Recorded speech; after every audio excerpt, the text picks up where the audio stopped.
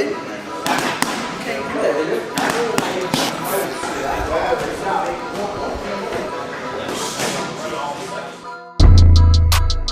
up, everybody? Welcome to another episode of High Learners. This is your boy Big Wayne, and I got a very special guest with me, the CEO and owner of the East End Boxing Club, my boy Malik Patterson. Malik, what's going on with you? How you doing, man? Hey, great. I'm so happy that you could be here with us, man. We actually been trying to get this done for what, about a year now? About a year, man. What's it, Sunday? I got to meet tomorrow with U-Turn again. Then Friday we have one with the Richmond Raceway. They want to partner with us. Wow. Yeah, so they really want to. They really want to do some things. So we all got to meet with them on Friday. So the Raceway is the number one thing right now for May. They in the lead right now to get this, because a lot of people want that crowd. Mm-hmm. A lot of people want that boxing in there. So right. And it's different. You don't host events like Bro, that. I don't know anybody that's doing what y'all are doing right here, bro. And I mean, for the community, it just seems so big to me. The people that you're able to pull in, and it's probably people that you probably haven't talked to, and they're like, hey, I want to contribute this, or can we link this way? And I'm like, wow. So that's why I just wanted to make sure that we can even just get you on this platform and say, hey, this is what we doing. Like just to see a lot of people like, and I'm one of them people. I ain't gonna act like I can't speak or nothing like that. Like at the event, it was a million things going around, a million things happening behind the scenes that people don't know. Even the first event, it was crazy, but that second event just passed. There was a million things going around, and it just take 2-3 minutes just to sit down and just talk to somebody. It was a couple times I would just stand on the wall, and one dude looked.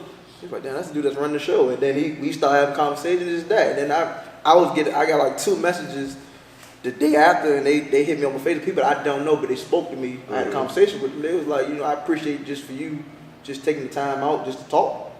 I'm like, ain't no celebrity, and I'm just talking. I'm just glad you guys came and keep growing, because everybody just kept posting like it was going crazy. So Just to see the growth that's happened in a year, because I remember almost a year ago to the month, year and a half, well, we were trying to set up this interview, and you were like, yeah, bro, we got such and such going on, about to set up the boxing showcase. And I'm like, yeah, so, bro, I'm so happy that we even got the link, bro, and the collaboration is going on in Richmond, not just between me and you, but the collaboration between you and the Richmond Raceway or U-Turn, and people saying, hey, like, no, we can work, like, let's get it, let's work it out, and it's bigger than us. It's about creating a legacy for, like, what the kids are doing, and especially what we're doing on social media, or as far as having a gym somewhere people can go. And if I'm not mistaken, you all are the owners of the East End Tigers as well, the football organization. East End Tigers, East End Lightning was track and field, East End Big East basketball, which is basketball. So Basketball, football, track and field, and boxing.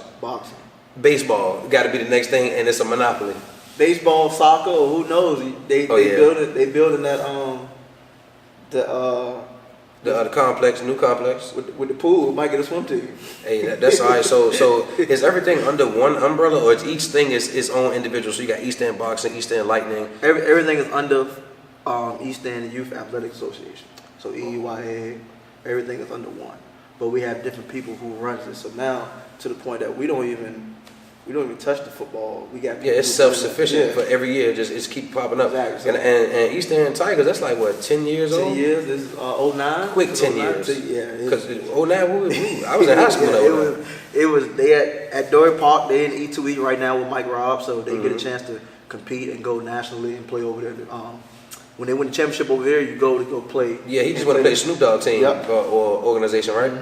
So y'all always been like boxing fans. How did you get in boxing? I was a Winky Wright fan growing up. Yeah. But then my top 3 of all time is first Pernell Whitaker. Pernell Whitaker is one of the best in ever, and he's from Virginia, from Norfolk. So, Roy Jones, and then Floyd, of course. Yeah, that's a solid top 3. Yeah, my first fight I ever seen was Mike Tyson, Lennox Lewis. That was major for pay-per-view. That was huge. In my personal opinion, is they fought a couple years later than they should have. But I feel like it's all. It seems to be a lot of politics. Getting in trouble. Mike was getting in trouble in politics. There's always the same thing happened with the Floyd and Pacquiao fight.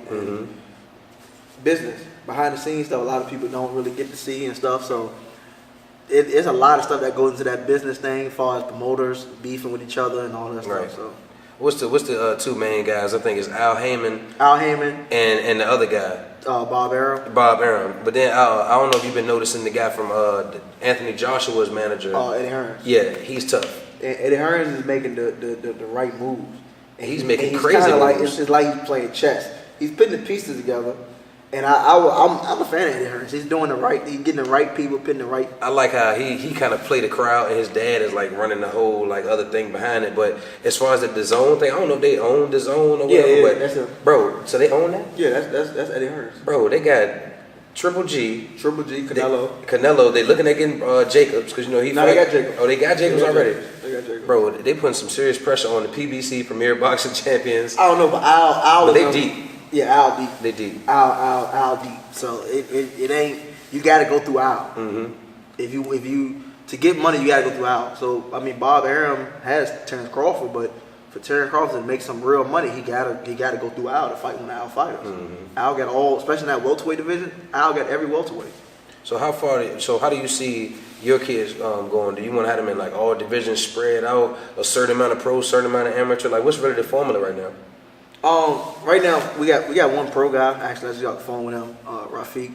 He will be actually training him later on today. He has a fight coming up on the 22nd of March. Mm-hmm. He's 3-0 1 knockout right now, 147 pounds. So wow. he's getting ready for his fight in Indiana. We got another one, Dijon Bowles, 60 something fights in amateurs. Wow. He's looking to turn pro very, very soon at about 165, 68 pounds. Mm-hmm. So, and they got a couple more that's coming up. We don't want to rush nothing. It's no rush. So did you box as a younger guy? My mom didn't let me box because I had braces. So I wanted to, but then I just stuck to football. So Yeah, my mom would never let me box, bro. I wanted to sign up just anywhere just to do it. I was a big Muhammad Ali fan. I always read his books and stuff and all about the story. And she was like, "You're not about to get your head beat in."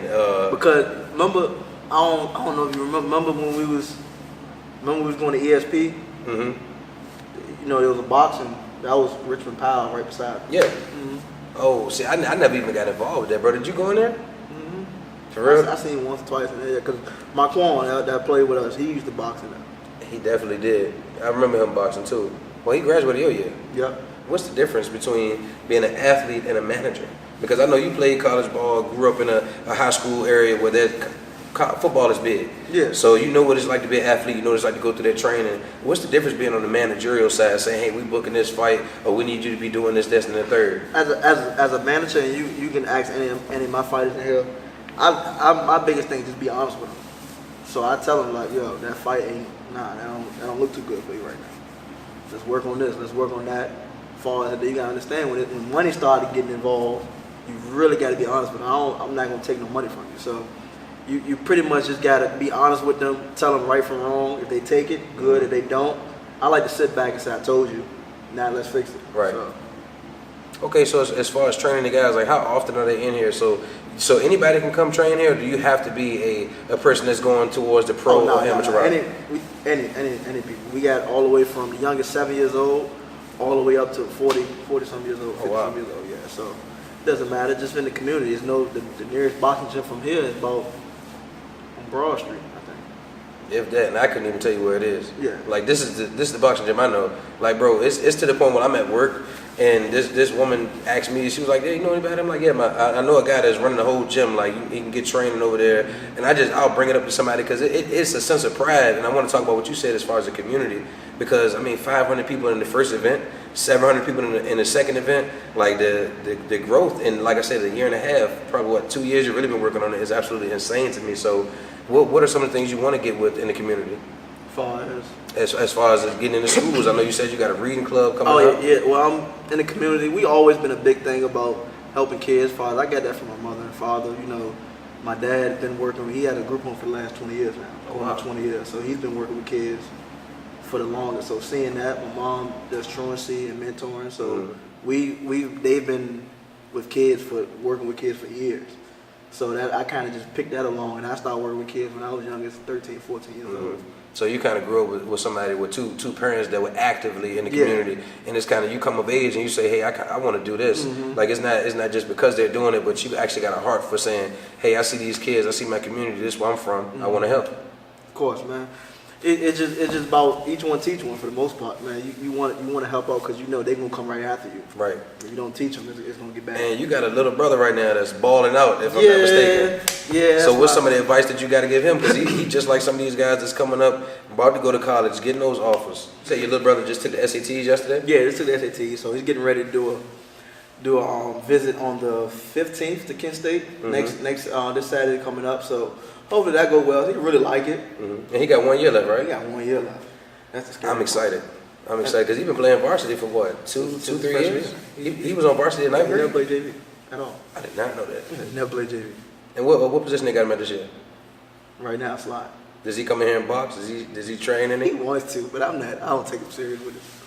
And then what if he came in and he was like nice, like he showed like true talent? Would you take him serious? I wouldn't be surprised because he's just an athlete. So I really wouldn't be surprised. But nah, he's got to focus on football right now. That's all right. So I noticed that when I came in, you got a USA boxing like certification. So that's the governing body for what you do. Yeah. So as far as amateur wise, same thing with AAU basketball. Everything got to be certified by USA Boxing. So any event you do, even your gym got to be certified. Everyone who fights and anyone who fights competition has to be USA Boxing certified.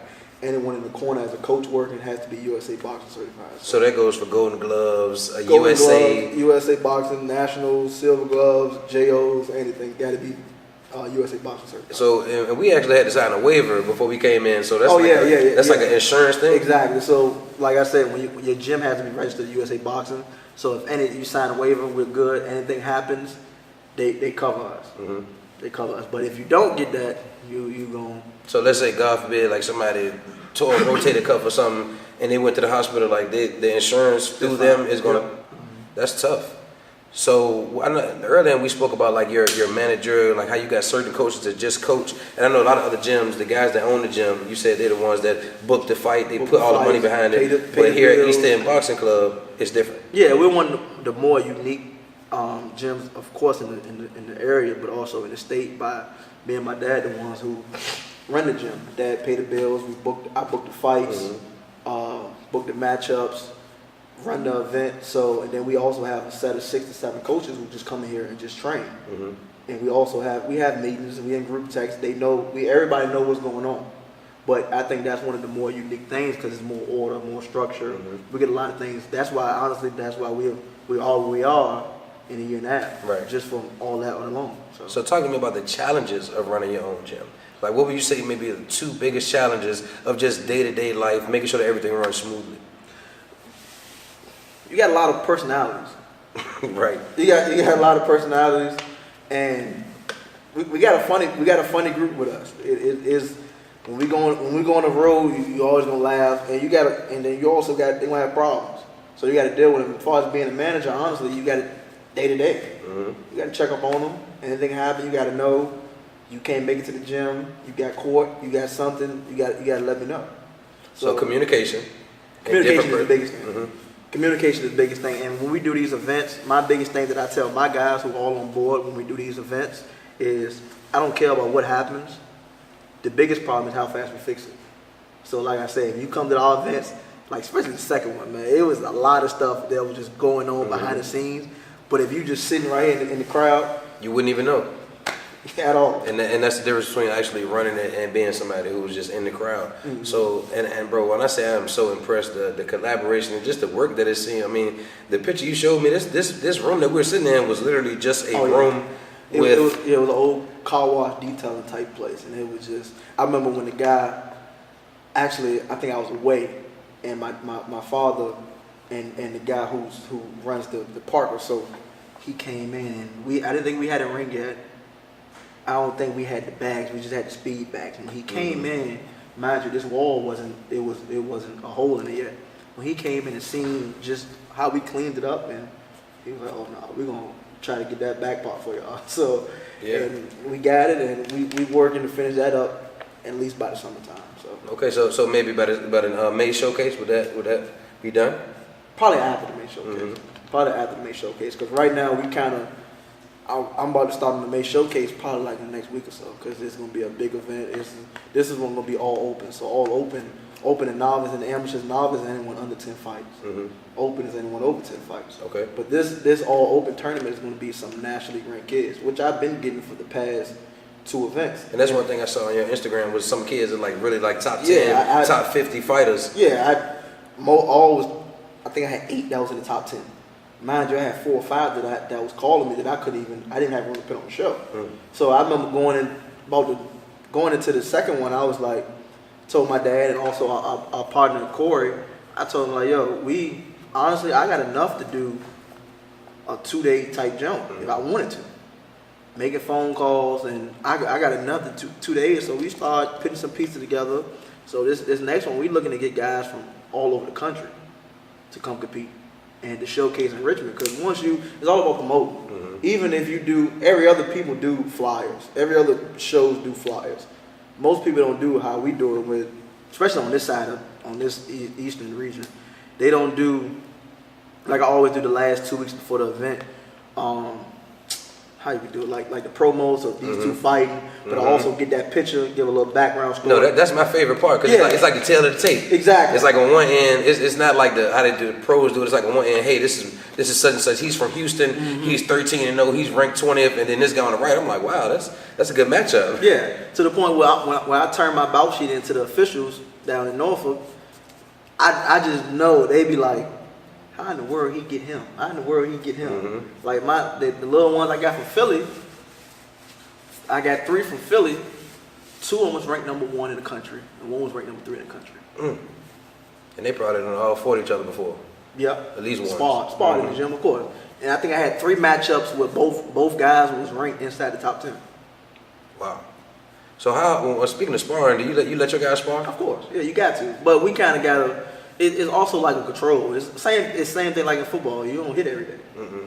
You're not supposed to. You're not supposed to anyway. Yeah. I think Mondays was film days. So do you all watch film of the fights? We break it down? We're working on it. We got a couple ones, especially from the last event, and we will start doing it. We actually got like a projector we're gonna put on the wall and do it like that. But we're gonna definitely that's one of the biggest things that we're trying to incorporate this month for us, conditioning, getting ready, technique, getting ready for these tournaments and these big shows coming up. Because from when we get to April, we kind of rolling for the next 8 months. Now, do you get any tape on the competition? Do you all break down some of their fights? Nah, not really. You know, and that's what some people actually go wrong at sometimes. Some fighters do post their clips or something on Instagram. So for the most part, in the amateurs, you don't know who you fight. I mean, you know the name, but far as you just go off of maybe somebody might have seen him, but we really don't ask nobody really. You might see them on Instagram, Facebook, or they might get cute and post their fight on YouTube. If they do that, then we got something. But for the most part, nah. But I also, as a manager, when I'm looking at a fight, if I go to a show and we go into a show and they send me my opponents for my guys, you know, I do my research. Yeah, of course, you got to do your due diligence. Do my research. So I kind of be mindful of that and be careful how we book the fights. But for the most part, we pretty much take every fight for the most part. So. You ever run into any guys you like, oh, we're not ready for him right now? He's serious. Yeah, of course. Of course. They was going to North Carolina. They tried to get one of my kids to fight a kid that had 100 fights. He only had 4. 100 amateur fights? Yeah. So it's really guys out there that's it's like year round. They fighting all year round. Some of these kids. Jalil, who was the main event for our last 2 shows. He's from DC. He's kind of under us with Corey. That's with us is his manager and his uncle. Jalil, 15 years old with 140 some fights.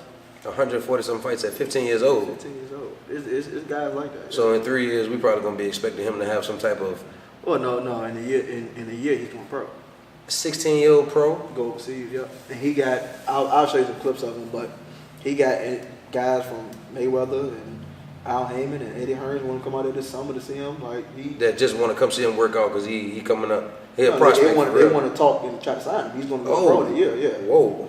Yeah. That's all right. He's practicing here. He's in DC, but he comes back and forth. He would be actually be on March 30th. He'll be on March 30th Spawn with us. So that's all right. That's like our distant family. So what's the last thing I want to get into, bro, is some of the things that you see yourself, and not only for yourself, but for the gym in the future. So the first thing we're talking about is yourself.